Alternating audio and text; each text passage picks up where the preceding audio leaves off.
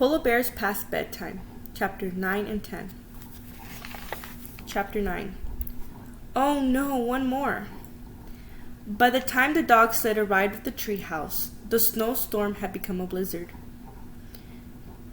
"Can you wait just a minute?" Jack asked the seal hunter, "so we can check something?" The hunter nodded. The dogs whined as Jack and Annie climbed through the treehouse window. Jack grabbed the scroll that held the riddle. He unrolled it. The riddle was gone. It was placed with one shimmering word: mask. "We did it," said Annie. "The treehouse would take us home now." "Great," said Jack. "Let's say goodbye to the seal hunter and give him back his clothes." They quickly pulled off their sealskin clothes and their boots. "Thanks for letting us borrow these," Jack called through the window. The seal hunter walked to the treehouse and took the clothes from Jack and Annie. They stood shivering in their pajamas and bare feet. "Thanks for everything," said Annie. Her teeth chattered. The seal hunter gave them a wave.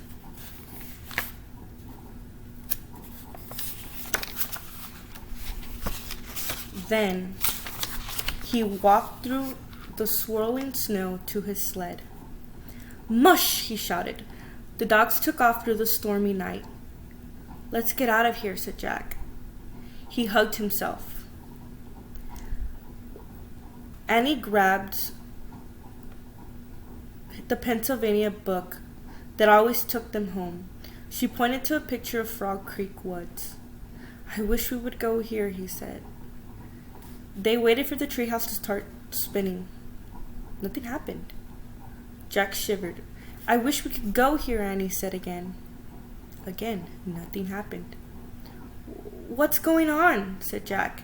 He looked around the treehouse. The 4 scrolls with the solved riddles answered were in the corner. Then he saw it, a 5th scroll.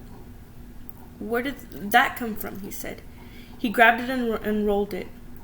On it were the words: "Look at the letters.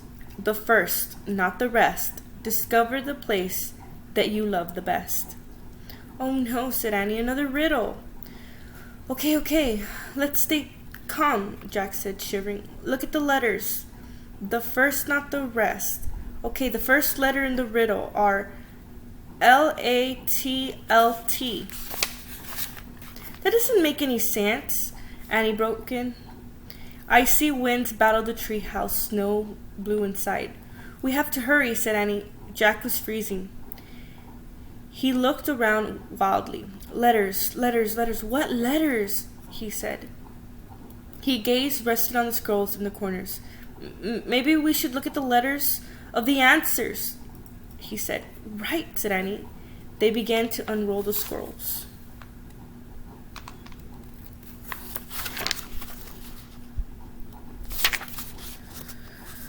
The scroll from the adventure under the ocean sea, oyster.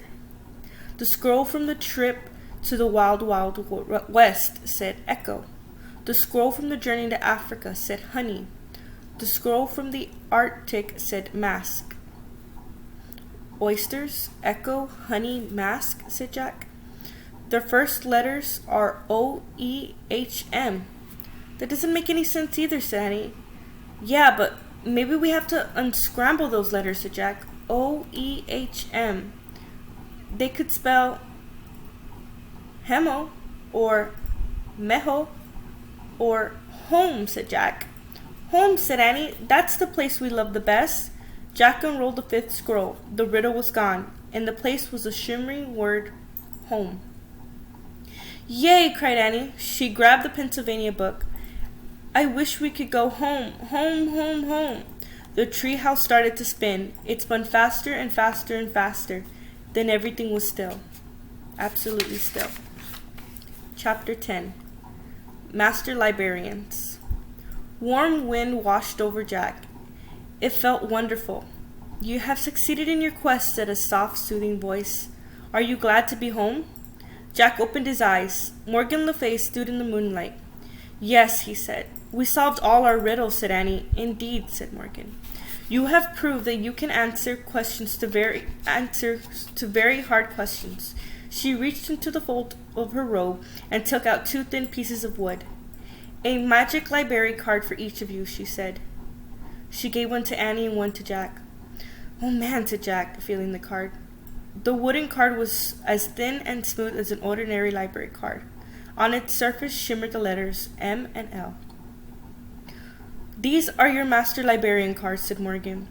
You are the newest members of the Ancient Society of Master Librarians. What do we do with them, said Jack. Take them on your future journeys, said Morgan. Only a very wise person or another Master Librarian will be able to see and the letters. These will be the people who can help you. Wow, said Annie.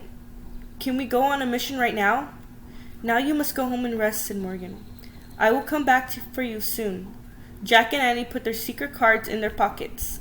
Then Jack took out the Arctic book and put it with the other books. Goodbye, he said. See you soon, Annie said to Morgan. Morgan gave them a little wave.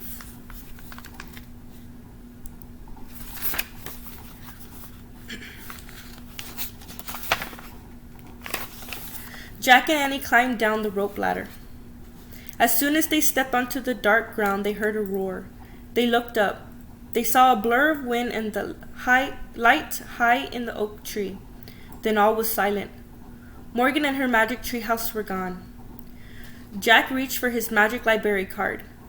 When he felt its slightly tingle warmth, he knew the amazing adventures laid ahead. Let's go, he said. He turned on his flashlight. The woods don't feel scary like they did before, said Annie. And they walked through the trees. I'm not afraid anymore. Me either, said Jack. Hey, the darkness is almost like a mask, said Annie. Yeah, said Jack. It hides the day, but it brings out your courage. They came out of the woods. Jack saw their house in the distance. It looked warm and cozy. The porch light glowed. The moon shone ahead. Home, he whispered. Home, said Annie. She started running. Jack took off after her, running to find the place that they both loved best. Home. That's the end of our story, Polar Bears Past Bedtime.